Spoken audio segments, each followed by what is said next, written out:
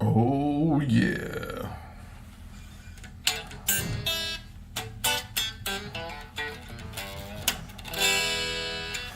What's happening, fellas? Hey, I'm a few minutes early. I had to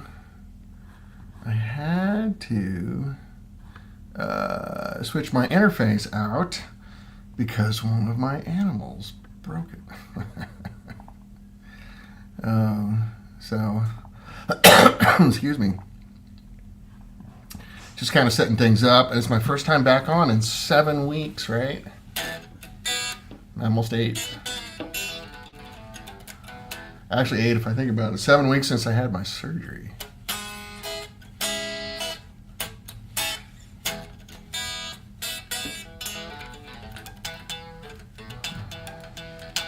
So one of the things I'm worried about, this is my old SSL interface, is that the sound isn't going to work right. So I'm going to need your guys' help with that probably.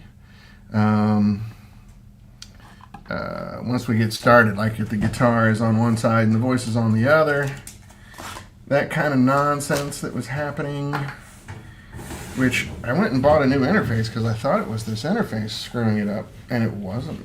It was StreamYard, but they did an update, and all of a sudden it works fine. So I'm hoping that's the case now.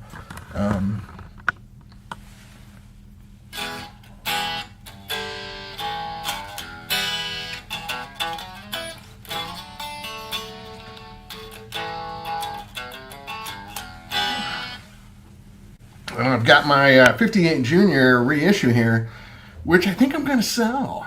I'm just not in love with it. It's brand new. It's been played about 5 or 6 hours. I put the Music City Bridge on it, from Joe Glazer in Nashville. And Michael DeTemple upgraded the nut here with the fossilized mastodon ivory. It sounds great.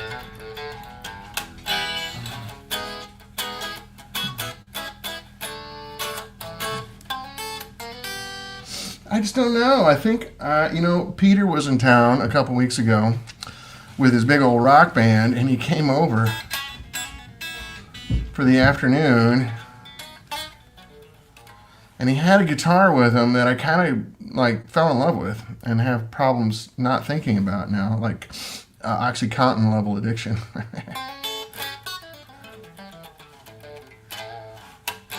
Well, I see I got a lot of people on already. How's the sound out there, guys? Can you hear me okay? Is everything all right?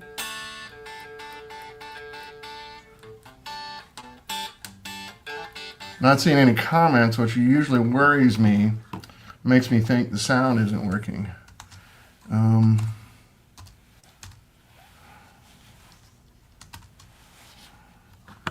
So, here you is it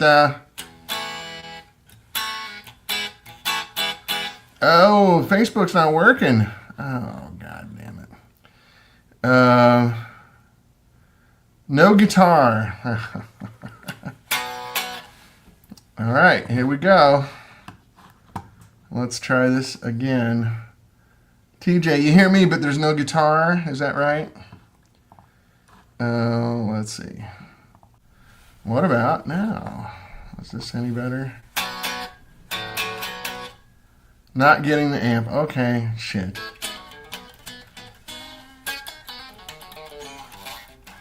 This is what happened with this SSL interface before. It's too bad. And then Facebook's not connecting for some reason. That is correct. Anything different now?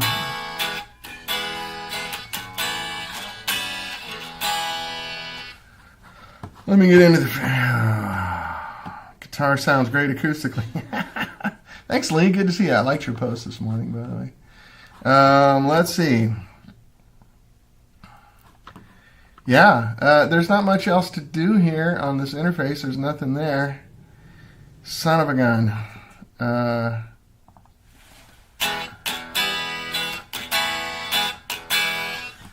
Yeah, I don't know what... boy.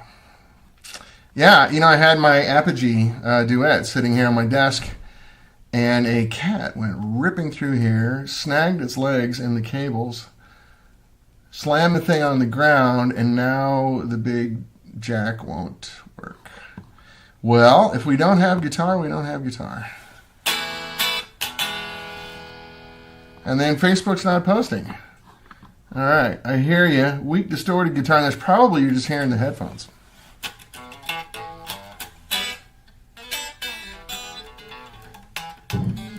That's a shame because it sounds great in here. Fuck. Oh, this is so annoying. The Apogee kind of had it fixed. And I came in today and it was on the ground with the cable broken out of it. So I'm going to take it over there and get it fixed. Oswald Bates says, I blame the Dutch for this. Yeah, those wooden shoe wearing windmill looking people. Well, anyway, trust me, this guitar sounds great. I'm going to sell it and my Gretsch, my 67 Gretsch, excuse me. And I'm open to really any decent offer and even creative financing if we need to do it. Had some unfortunate financial surprises and need to sell a couple things. But anyway, so Peter came over. Let's just talk. We'll get caught up. I've been out for 7 weeks. Let's start there. I had a detached retina in this eye. And if you remember, almost a year ago to the day, I had a detached retina in this eye. That's why I was off last year for a couple months.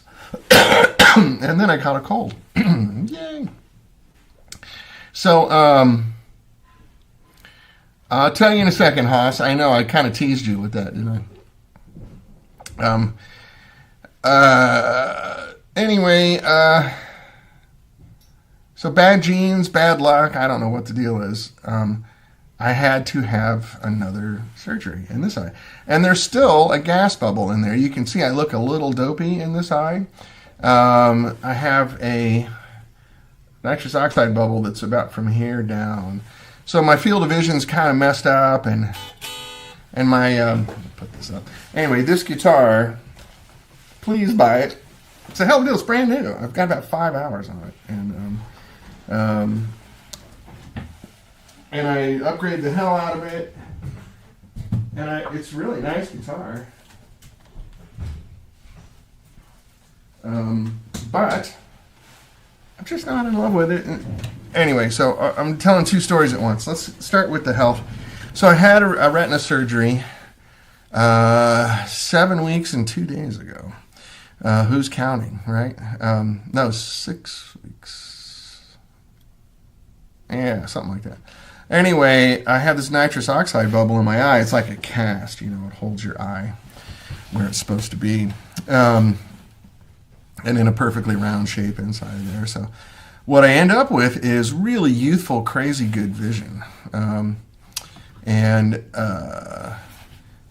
it's great. And so everything I can see above here is beautiful. Everything underneath here, it looks like I'm looking through a glass of water. So it messes up my depth perception quite a bit. And 7 weeks without a haircut, I look full shut in now. Probably put on 10, 12 pounds as well, sitting around doing nothing because I was very restricted on my activities. So you probably heard about retina surgery. When you first get it, you have to lay face down or only on your right side. And this one, I only had to do that for 5 days. Last time it was a couple weeks. And then for a month, I could only lay on my right side.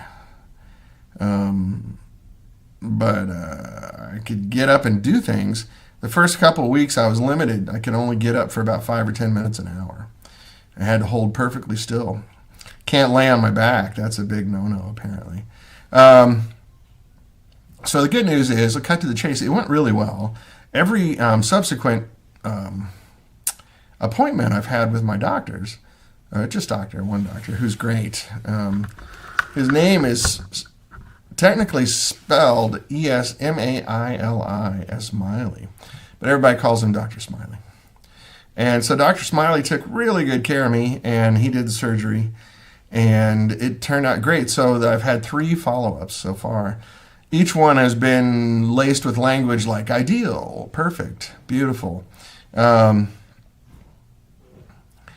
thanks, Hoss. I got the old man beard going on.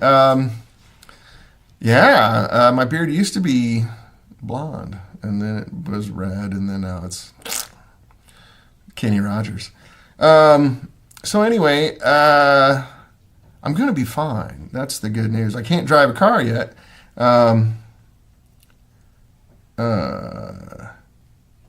Thanks, Trig. My doctor has said that many times. Trig is Knudsen here saying he works in a hospital and he meets people who've had the same problem.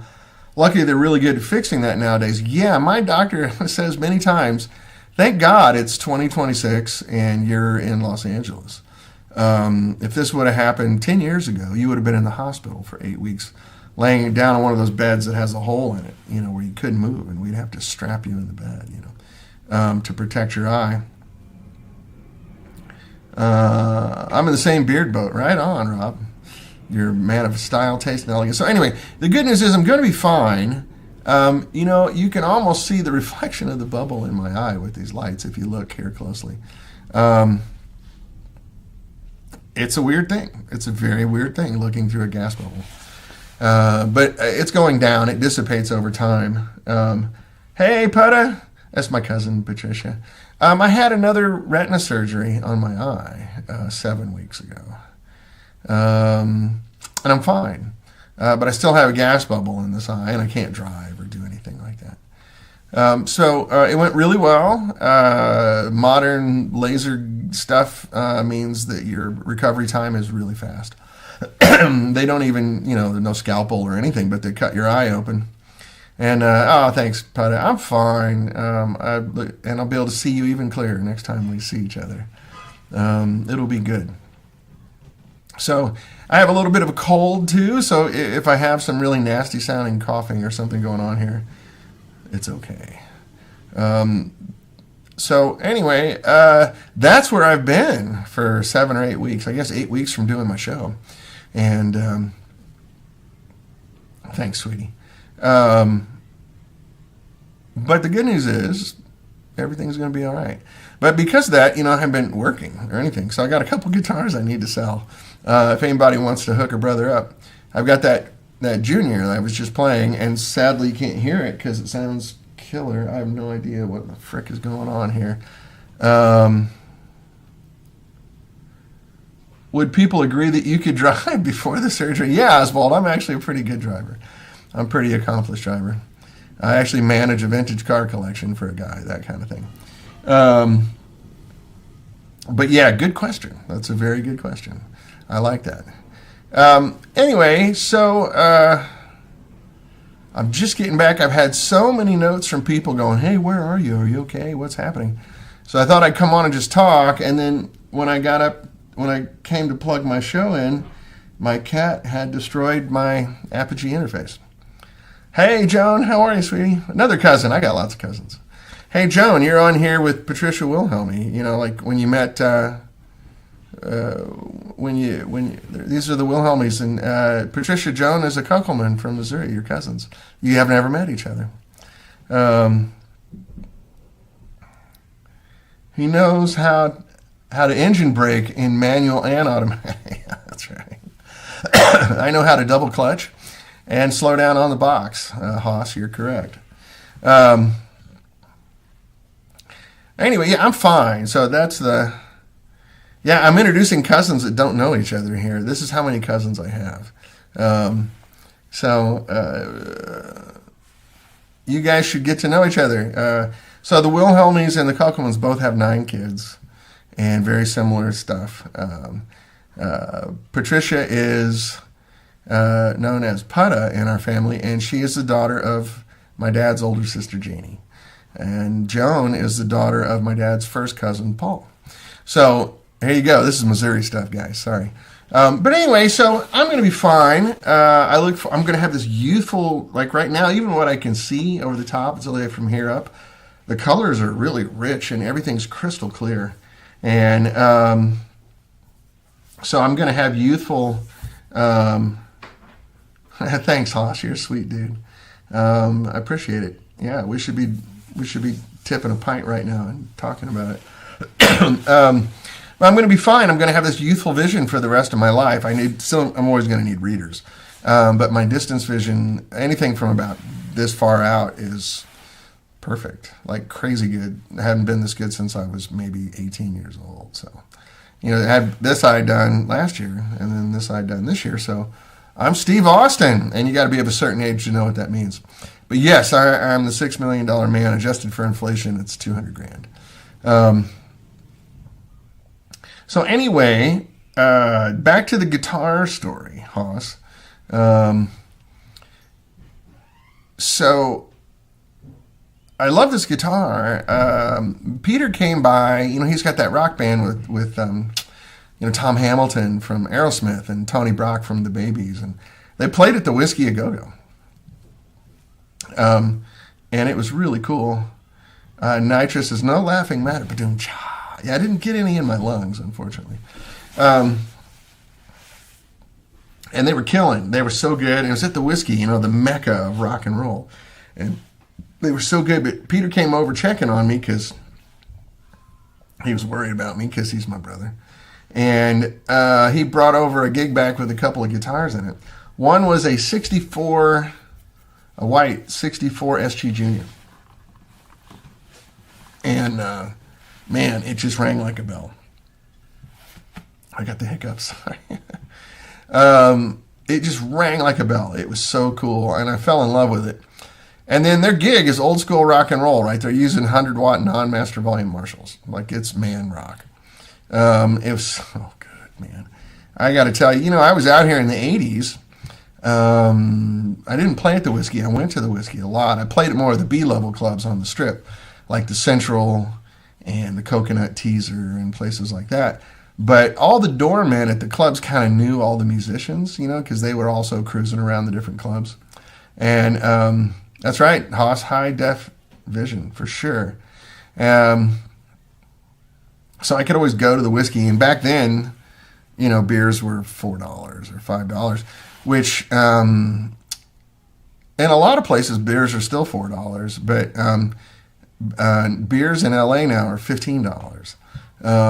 So back then it was, if I had $20, you could go out, have a few beers, and listen to some rock bands. It was great. Did that quite a bit in the 80s. So I was having a major flashback sitting in the Whiskey A Go-Go. It was really cool. It still smells like putrid ass in there, rotten beer and other assorted things. But they've cleaned it up. It looks like a tourist place now. There's framed artwork on the wall, and it's been painted, and it's really nice. But it still has that smell. If you've ever been to the Whiskey, especially back in the 80s when everyone was smoking cigarettes back then, and everybody was using Aquanet hairspray to get the big poofy hair. And it had a smell. And there was no air conditioning back then, so at the Whiskey. They just opened the doors and had fans blowing. So it was a room full of sweaty young people who were high and drunk and smoking cigarettes. And there's a certain smell to that. Mike Leaptrop gets it. Ooh, that smell. Yeah, and there's other things going on in there that had odors. So it was kind of weird for a minute. I'm watching Peter play, and he's so happy, Like he's been playing with Cheryl for almost 30 years, 28 years, I think. And that's his job. That's really not who he is as a guitar player. He's kind of a shredding rock and roll guy. And if you haven't heard, his band's called Close Enemies, by the way. I'll type it in here. You guys should go. They're on iTunes. They've got 5 singles out. They have a deal on Virgin Records. They're called Close Enemies, and it's really good sort of... It didn't post to Facebook. Boy, something's wrong. Boy, it's nice. Anyway, Close Enemies. Yeah, weird. I'm getting errors from Facebook. Failed to post to Facebook. Here's what Facebook said. Temporary Oh, I see. Okay. Anyway, I got a problem with my Facebook account. So it was great. And I'm watching Peter just play rock and roll, and it was the real thing, and it sounded great. And I'm at the Whiskey A Go-Go, and it's loud. And 100-watt Marshalls with no master volumes and old vintage guitars. Trace Foster, the other guy, was playing a vintage Les Paul Custom. And Peter's playing the 64 SG Junior, P90s through 100-watt. Oh, my God. I was in absolute heaven. It was sort of like, for a second, I was like, oh, I had this 40-year dream that I was like straight and had a mortgage and drove a normal car and I wasn't a rock and roller anymore. I woke up and here I am in the whiskey. But it was so good, and that guitar sounded so good, so I kind of decided then that, yeah, I get a little sore looking at this stuff. I haven't been able to look at screens for this whole time, so I might have to cut this short. It's getting a little sore. It's kind of weird because this image is all messed up because of the bubble, and my brain's constantly trying to reconcile these two images, and sometimes it gets a little uncomfortable. I'm sorry. So anyway, I just kind of decided, like, that's what I need to do. That's what I need to go back to. And I don't know if you guys remember, the recession was really hard on me and everybody, but I'd sell a lot of guitars, and a couple of them were juniors. I had a 63 Junior, Les Paul Junior. Looked like an SG, but it said Les Paul on the headstock. And it sounded stupid, and I had a 59 Junior that also was just ridiculous. Now, this guitar is a great guitar. This is Custom Shop's finest, and it's really well made, and I had Michael DeTemple really do the best he could do on it and made it a lot better, but it's just not the same thing. So I need to take this money and put it towards kind of getting what I need, I think. So if that makes sense, and if anybody needs a guitar, like I said, it's a $4,000 guitar, brand new. I didn't pay that for it. I get the deal, Hey, what's up, Brian? Good to see you too, man. I wish we were here in person. I get the industry accommodation on these guitars and everything, so I can cut you a good deal on it. If I start talking about numbers here on the show, the algorithm figures out that I'm selling stuff and wants to somehow charge me tax. But basically about 25% off a list price, and it has the Joe Glazer, Music City Bridge on it that Tom Bukovac designed. And then Michael DeTemple put on his fossilized Mastodon ivory nut. So it makes a huge difference. And then he also resurfaced the frets. Michael does Rain Man level fret work. I've never seen anything like it. And he really, really improves any guitar. And so this guitar plays like absolute perfectly. It's got 10s on it, feels like 9s. And the action's really low, not dirt low, but low, and easy to play. And rings, has sustain like crazy. You could hear it acoustically over the microphone. That just rings, rings. So that makes any pickup sound good. So anyway, if anybody's interested in that. And then I have that 67 Gretsch 6120, the John Lennon orange one. And I need to sell them both so I can pursue my guitar nirvana. Actually, I got some bills to pay too. But anyway, so that's the news from the front, man. I wish I had something great to tell you. Of course, I haven't made any progress on making amps and stuff. I have worked on my software idea a little bit, and I filed a couple provisional patents. And I can tell you about that once I get confirmation that I have the patents. But anyway, yeah, and 7 weeks without a haircut, man, look at me. I'm just like, woo. I got a mop, dude. It's a lot of hair. I need to go get a trim, but I can't drive. And my wife works a lot. And so it's hard, man. Oh, well, I appreciate that, Haas. Thank you, buddy. You're very kind. It's nice to see you, literally and figuratively. My eye is a little still cockeyed. When this bubble is gone, it'll kind of orient better. I got a little Marty Feldman action going on. It's actually way better than it used to be. For a while, it was completely like crazy looking. Until about a week and a half ago. I woke up one morning and went, hey, like my eye's kind of close. I used to see double, like hardcore double, not even like marginal double, like two completely different images. And one of them, of course, was smeared with Vaseline. That does weird things to your brain. Gotta tell you. Damn your eyes, Igor. Exactly. That's right. And I love Marty Feldman. That's not a derogatory thing, but I definitely had some Marty Feldman action going on. A lot of it. And I don't know why this isn't working. I'm so bummed out. The guitar sounds great. Yeah, this is the prototype. So here's what is actually happening. So I have hooked up with a contract manufacturer who I think is going to make my stuff. And originally I wasn't going to bring back any of the legacy amps, but I could just, there's a couple of them that I think I could always keep in the repertoire and it would sell. One is Little Elvis. And I'm curious what you guys think about that. I want to bring back the Stone Pony safely, the Safe Stone Pony, and the Little Elvis. Are there any other amps that you think would be, they're going to be printed circuit board models, which it doesn't matter anymore. Like, printed circuit board design has come along so well. It's actually kind of better. They're quieter and they're more reliable. Same exact components, just on a PCB. And the way they've come up, with the modern software for designing printed circuit boards is, a lot of it's AI driven, and they can make just dead quiet. Marquee, yeah, I know. I don't know how many of those I'd sell. I love the Marquee though. That's really definitely the one that got away for sure. That's one of my favorite amps we ever made. But, that'd be a good one to do the high current, low voltage with. Because as it sat, it was over 40 watts. It was about 40 watts. Louder than hell. Then we could switch two tubes off, but that's not the most elegant way to drop volume, right? It's a pretty blunt way to do it.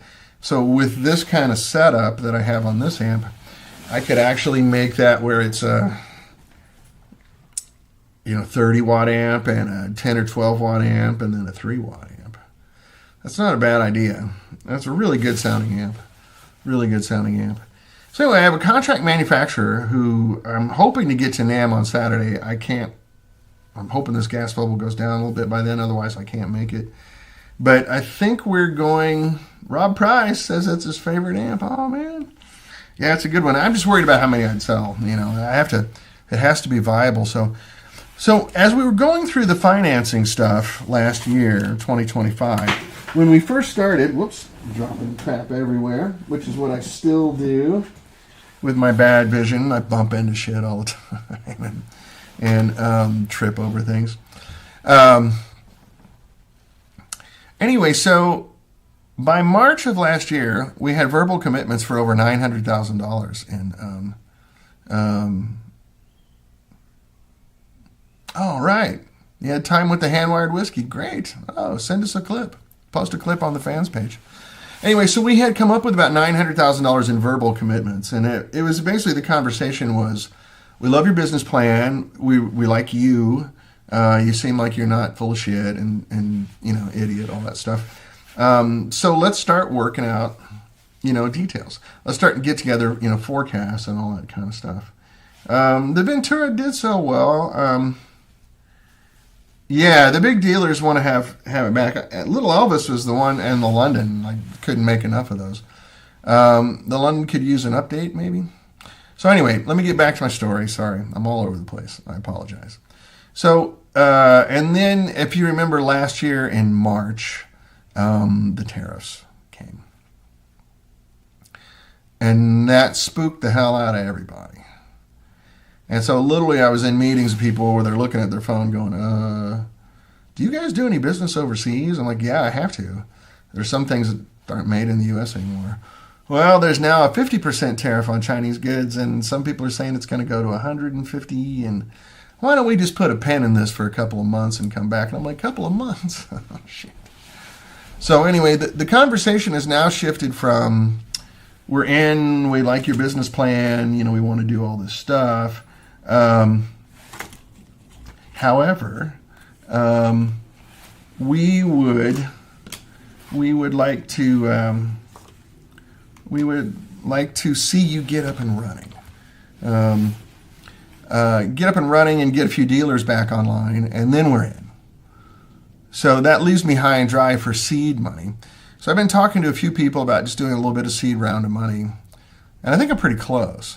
And one of the things that's going to tip this off is that if you just need me to get back up and get dealers going, I have about 20 dealers that have said verbally, if you're making amps, I'm buying.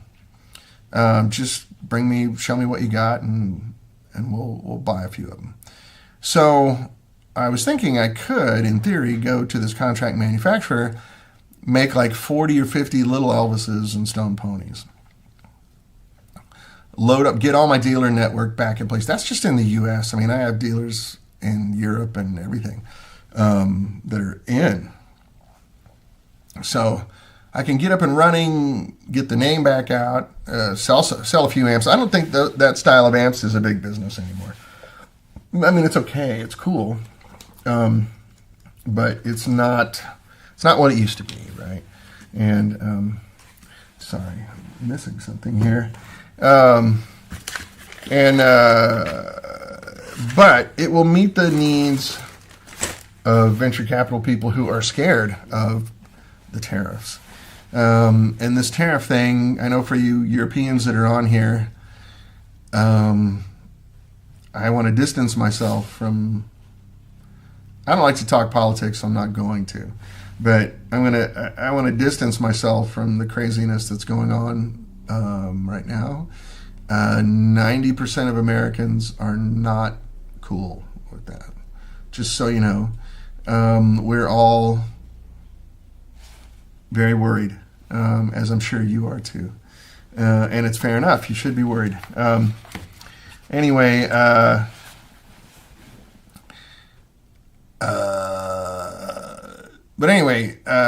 I need to figure out how to sell into Europe now. And I know a lot of Europeans don't want to do business with the United States anymore, so got to be careful here about doing that. I don't think this craziness is going to last that long, to be honest with you.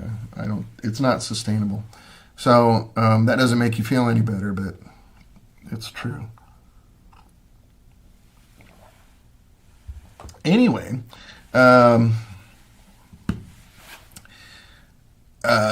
so I'm thinking, yeah, that's right, Haas. You're right. Jimmy Kimmel's on. I don't want to talk politics because it's just so ugly and depressing right now. We're all just horrified over here, and yeah. Well, anyway, so Randy, what I'm talking about is getting back up and running. I hooked up with a contract manufacturer that Scotty Bratcher actually introduced me to. Scotty's not here today, but thank you, Scotty Bratcher. And consequently, I've got a lot of really good references of him from other people in our business. So we've been talking on the phone quite a bit. He's in town to do NAMM this weekend. And I'm not sure I can get there. I have passes. Anybody in the Valley going to NAMM on Saturday or want to go to NAMM on Saturday, I can probably get you a pass if you drive me down, if you give me a ride. Anyone in LA want to go to NAMM for free, I'll hook you up. So anyway, that's one of the things I'm thinking about. And then this amp is ready to go. Needs a few little tweaks, nothing crazy. Got to source parts, build a bill of materials, which takes time. That's not easy. I can't do that in a day, but it's doable. We're not into crazy stuff anymore. So anyway, we're this close. Hey, Charles, all the best from the United States, what's left of it. I hope things are beautiful and lovely in Switzerland. Nice to see you. Charles and I went to music school together 40 years ago. 40 years ago this year, Charles and I went to GIT together. And he was a great guitar player then. I'm sure he still is now. So anyway, we're there. It's going to roll. And then the little bitty amp is moving along as well. So I haven't been able to do much because I've been laid up for almost 2 months. But anyway, I think this has been quite a bonus, hooking up with this guy. And we're going to make it work, I think. I feel really good about it. So I'm talking to a few people right now about a seed round of money because I just need to get a shop. Not even a big shop. I just need a little shop where I can make some noise instead of being here in my home office where I can't make noise. And yeah, we're getting there. We're getting there. I feel really good about it. Do I wish it would have happened already? Totally. Absolutely.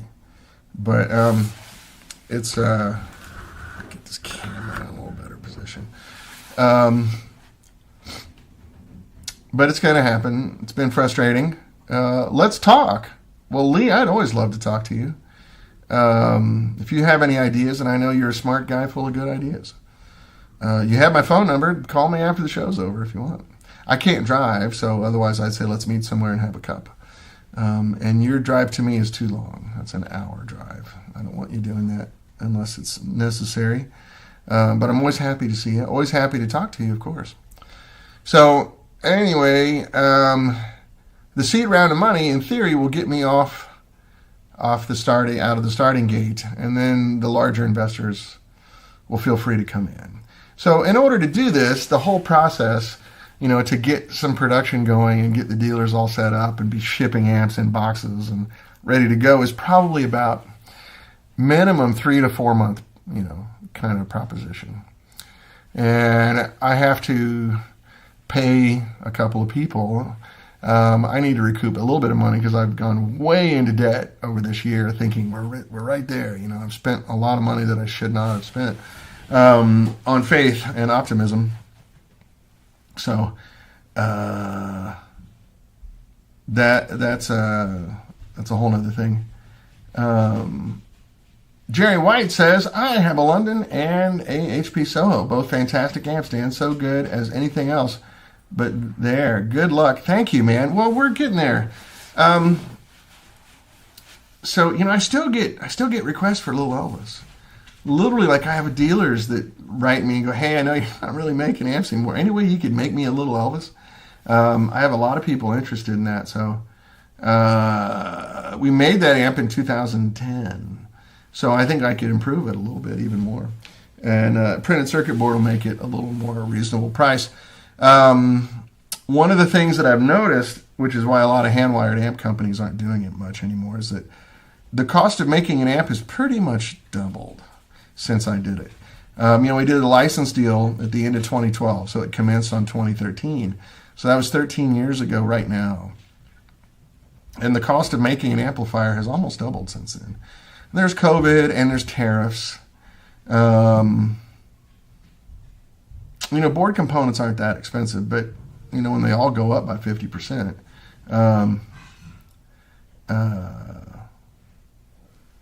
it adds up. And then forget about transformers. The wood we all use, Baltic birch, guess where it comes from? Even getting affordable transformers from overseas now are not that affordable because of the tariffs. So that's neat. But anyway, we're going to make it work. We're going to get through it. And I have a feeling a lot of this stuff is going to melt away this year.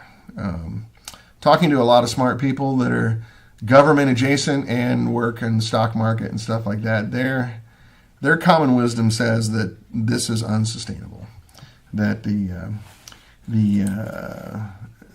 tariff situation, the pissing off of all of our allies, the busting up of NATO, all that kind of stuff is not sustainable, and it will change.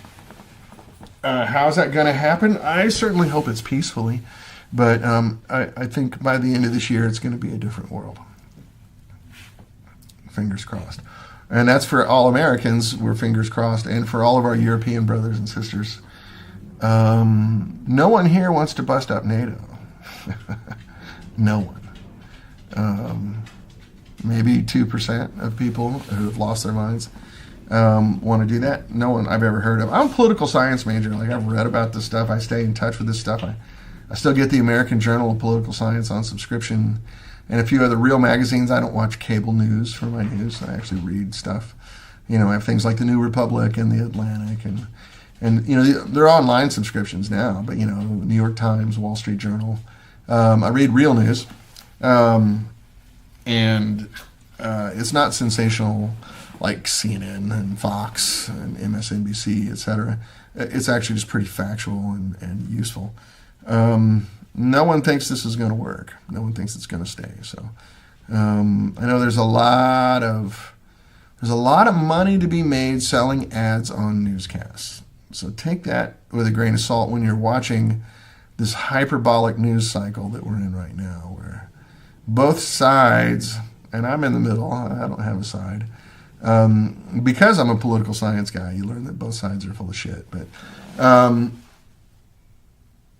when you watch this crazy news cycle and go, oh my God, these people are trying to destroy the planet. No, you're trying to destroy the planet. No, you're trying to destroy the world. No, you're trying to destroy the world. None of that's true. We all know that the president does crazy stuff. We don't need to wring our hands about it. We all know he's having some sort of mental, I don't know what's going on, but he seems to clearly be struggling. So we all know that. You don't need to point it out all the time because we all see it. It's not going to change anything. So what will change, though, are business people.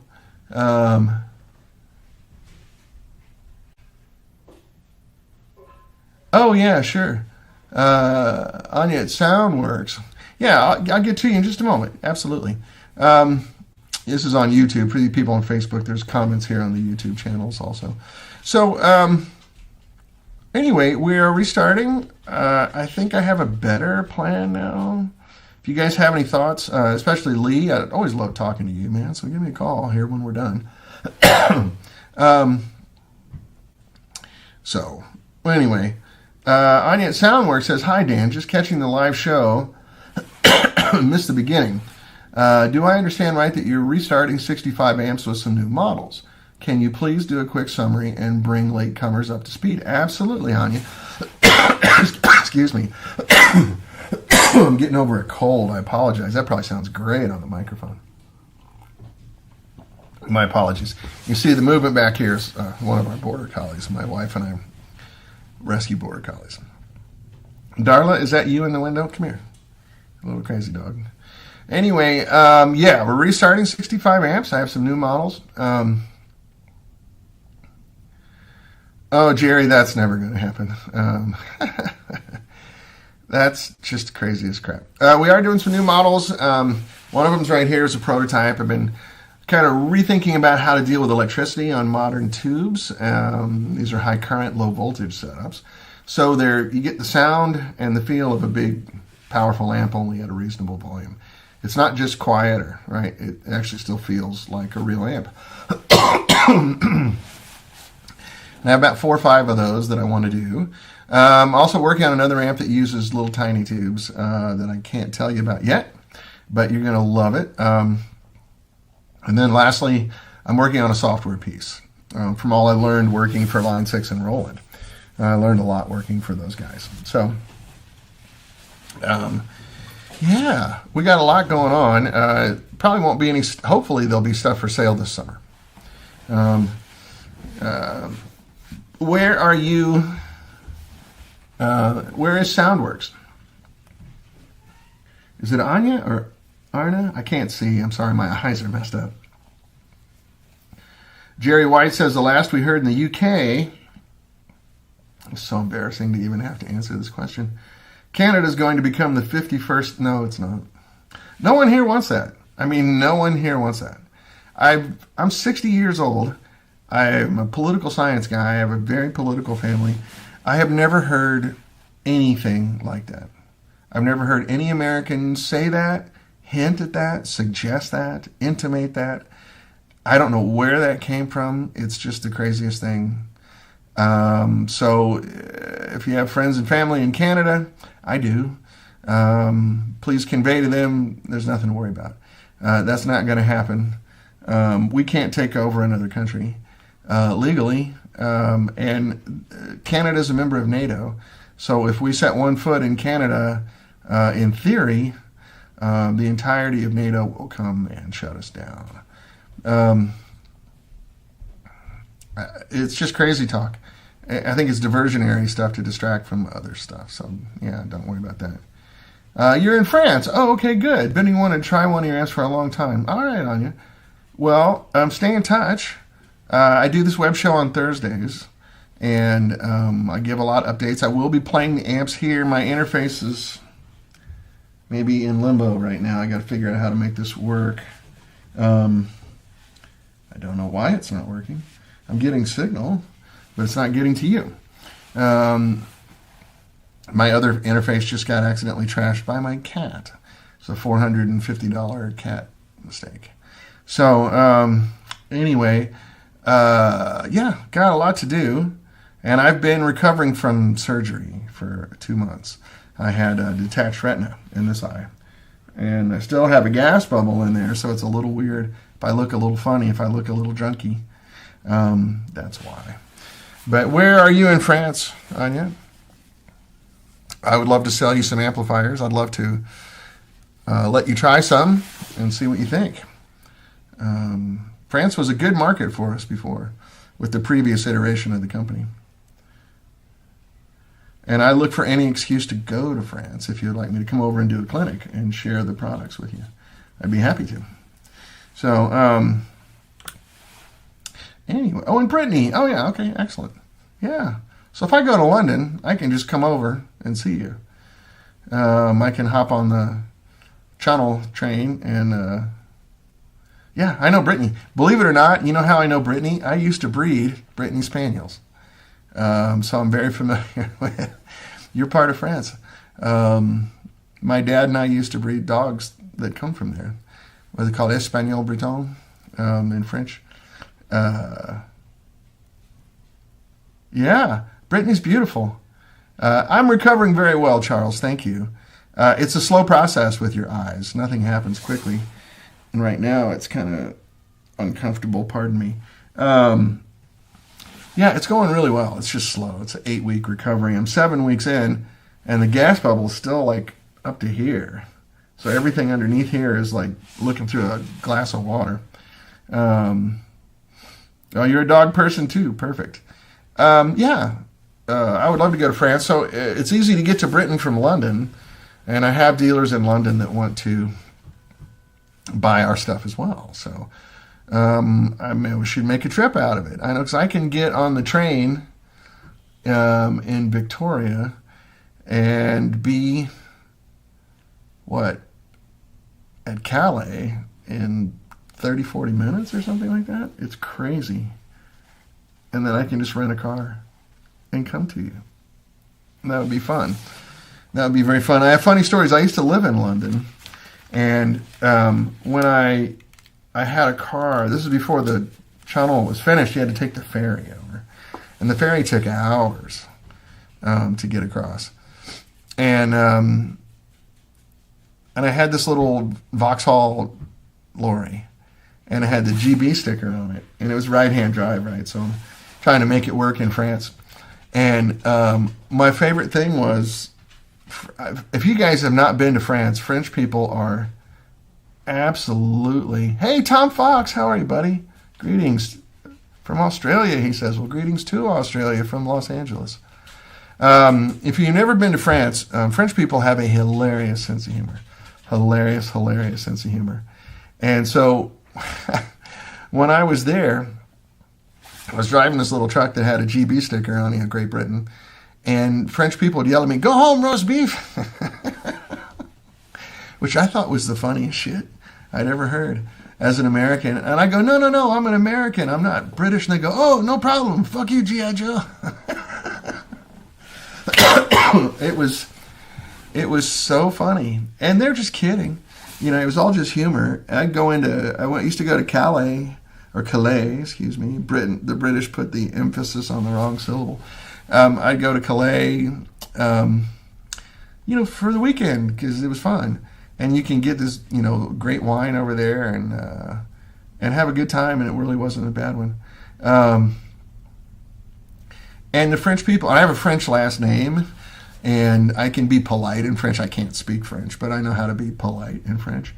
And I know how to ask people in French if they speak any English because my French is shit.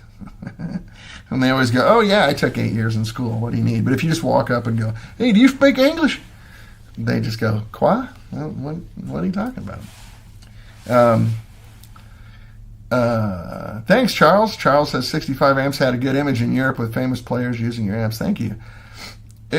We worked hard. The previous iteration of the company was good, and I had a really excellent crew. Some of them are coming back. So anyway, I would love to go back to France, and I'm a friendly, polite guest in France everywhere I go. Actually, no matter what country I go to, I learn how to be polite and civil in the local parlance and the local etiquette. And I had a great time in France. I loved it. When I lived in London, I probably went over there 8 or 9 times, and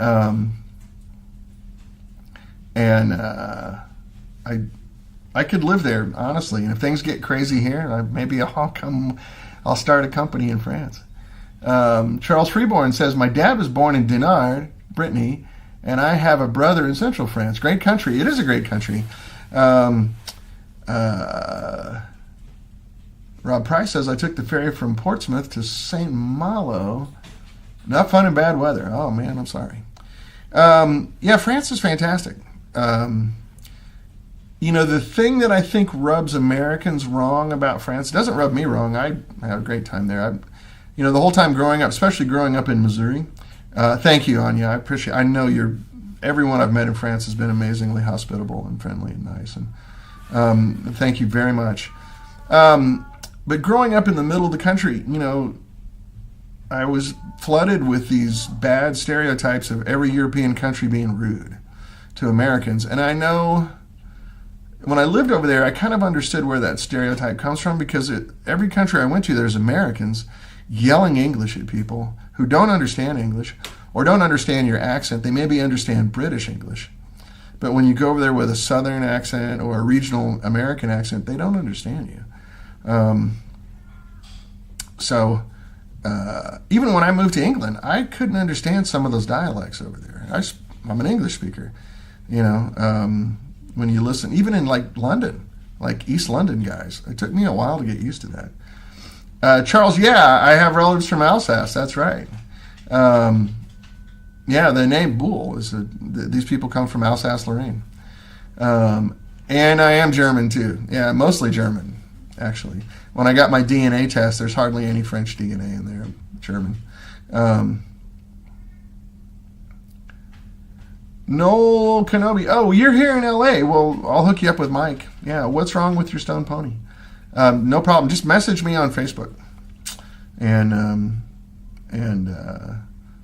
I'm on Facebook as Dan Boole or through 65 amps, whatever you want to do. And we'll take care of you. We got you covered. Don't worry. Anyway, so every time I've been to France, this is my impression of France. Everything tastes good. Everything looks good. The people, if you are polite, the people are really polite, really nice, very hospitable, very welcoming. When you go to Paris, it's like going to New York. They're a little rougher than the rest of the country. Here I got an old cat screaming in here. Have you ever had a cat with dementia? We have a cat with dementia. He sees ghosts and starts howling. But anyway, my impression of France has always been good. So when I went over there, growing up in central Missouri, I'd always heard French people are rude to Americans. I did not experience that at all. Matter of fact, I had the opposite. One of the very first times I went to France, I rented a car in Barcelona, Spain. I was going to drive around the Riviera. We're going to drive all the way to Italy. And my car broke down outside of Nîmes, France. And I called the rental car company, and the guy who ran the local rent-a-car budget or whatever it was eating dinner with his family, quit eating dinner, came and got me, took me back to his house where his wife gave me dinner while we called a tow truck. And it was before cell phones, right? And got the car replaced, and he fed me and wouldn't accept any money. Nicest people I've ever met in my life. And me trying to get along, I took French in high school, so le sang, je suis la branche, like just stupid, dumb things you never say. It's that Eddie Izzard routine, right? Avez-vous une chambre? Yeah, bien sûr, nous sommes hotel. Like, do you have a room? Of course, we're a hotel. That kind of French. Um, but I did great. Jerry White correctly says, even if some English can't understand some English dialects, every 15 miles it seems to change. That's right. So I drove a truck in London delivering food every day. And I picked my food up in East London, and I drove up through Tottenham Court Road, kind of a posh theater district kind of thing, and then over through the Fashion District, and then I lived in Fulham, which is like Hammersmith, Chelsea kind of thing. Those areas all had distinctly different accents, especially when I was delivering food, up in the theater and fashion districts. Those are people from all over Britain and all over the world, really. And there were many times where I'm like, I'm sorry, what? And they laughed at me. Don't you speak English, mate? And I go, I do. Or more correctly, I talk American. So it took me a while, but after a while I got it. It was no problem. But for the first few months, I was constantly, are you from Australia? Or like, what is that accent? And then like when I went to Scotland and Ireland and stuff, oh my God, the accents are so good. Even like Hoss Thompson here, who's from the north of England. What a great accent. Oh my God, I love the north. And I know there's this animosity between the north and the south in Britain. I don't understand why, but probably going back for centuries of mistreatment. But lovely accent. But it did take me a minute to get used to it. And there's a lot of slang and there's a lot of jargon. Just like here, like if you go to Louisiana, man, it sounds totally different than Michigan. And if you go to New York, it sounds completely different than Oklahoma or Florida or Chicago or, out here in California. Hey, dude, what's happening? The David Lee Roth California accent. What's the matter, man? You got school in the morning? That kind of thing. Versus, Chicago or Boston. Who can understand Boston? When you come from Britain. Down by the harbor, I got you a wicked piss of, Anyway, you get the point. So anyway, 65 amps is going. I get excited talking about Europe. I miss it so much. 65 amps is going. I plan on trying to get actually gas in the motor soon, like within weeks. And I will keep you in the loop, and I will be showing you all the products here, and we should be good to go. So Lee Turner, I'm going to sign off here in a minute. If you're still there, why don't you give me a call shortly after 1 o'clock. I'm always open to your conversation and ideas. You guys have any other questions before I get out of here? I'll come back hopefully next week with a little better eye. Noel says, I was playing the amp for a few hours at decent volume and it started hissing loudly.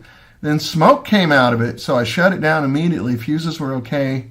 Oh, that's a grid resistor probably. It's probably just a grid resistor. No problem. $2 part. Smoke is not a good thing. You might have had a tube that was like the grid on one of your power tubes failed and the grid resistor got hot. That's okay. We can replace all that stuff. It's not a big deal. There's nothing that can go wrong with an amp that is terminal or fatal. Don't worry. Especially our stuff. It's built really well. I love the Stone Pony, though, man. That's one of my favorite amps we ever made. We had to quit making it because the tube supply got weird on the 7591s. But that's one I want to bring back in a safe version, kind of like this. It's a great sounding amp. It really is. So anyway, when's that producer giveaway raffle? Yeah, you can buy a ticket for $1,000. And once I get 20 tickets sold, I'll give away an amp. Thank you, Anya. I look forward to speaking more. Do you have a store in Brittany that I could look up that you could share here with us? Do you have a music store? Sorry if I have a cold, if my American accent is a little weird, if you're not used to me speaking. Thank you, Kim. Thank you. I appreciate that. My amps love you, too. Oh, Charles, I missed your comment. In my corporate career, I've always been afraid of having meetings with real English people because I cannot get their accent. I learned U.S. English with you guys. Yeah, it's really different. It's really different. Even Americans, we have to be careful. And we always change our accent when we're around English people so we don't sound like hicks. But even when I go home to Missouri, that's a whole nother dialect that I'm, of course, comfortable with. But if I were to, I tell you what it sounds like. Did you guys ever see Inglorious Bastards, the World War II movie with Brad Pitt's character? And that is the Missouri dialect. He's supposed to be from Tennessee, but he's not. That accent is the Missouri dialect. You know, I'm gonna give you what fur up there around there with your mom or Nim. That kind of stuff. Thank you, Treve. I appreciate it, man. I think we're rolling finally. Having this health problem was an unwanted delay, but I think we're going to get there. Anyway, Lee, it looks like maybe you signed off. I don't know. I'll give you a call. Anyway, good to see you, Howard. I'm glad you came by. You need to come by and pick me up. I can't drive yet. Lonnie Spector, hey buddy, Lonnie Spector, who runs the LA Amp Show and Pedal Show. Nice to see you, Lonnie. I appreciate it. I'd love to see you in person sometime soon. Kim Eakin asks, how many Apollo amps did you make? I have one, and I've never encountered another one. Just curious. We really just made them for pros. I think maybe I made 30 of them. Maybe. And most of them are sitting in recording studios. It started out with Greg Wells, you know, the producer Greg Wells. He had a couple of B-15s that were always misbehaving, and he just kind of jokingly said, hey, if you can make me a B-15 that works and can work with modern basses, like active basses, I'll buy it. So we did it, and he liked it, and then everybody heard about it. I started getting every studio in town said, we'd like to buy one of those just for our stock. And so I sold them to kind of most of the studios here in LA, which would be about 15, probably. And I sold some in the studios in New York, sold some in London. Robert Plant's bass player, Byron House, was using one on the road. He sold a few for me. It's a small market, though. You know, for a 50-watt tube amp for bass, it's a very small market. Anyway, I don't know if I'm going to bring that one back or not. You got to sell a lot of amps for it to be worth it. And I worked with Line 6, you know, when they bought Ampeg, and helped them get that back running. It's just not a big business for tube bass amps, unfortunately. Solid state bass amps sound great. So it's a tough market. The few people that really understand the nuance and the subtlety of a tube bass amp get it. But there's not many of those guys around. So anyway, I do got to run. My eye's really wearing out. You can probably see it starting to turn red. Yeah, Kim, reach out to me on Facebook. I'll tell you whatever you need to know. Or I'll be here next week. We can talk about it. Okay, Anya. All right, great. There's a nice music in studio.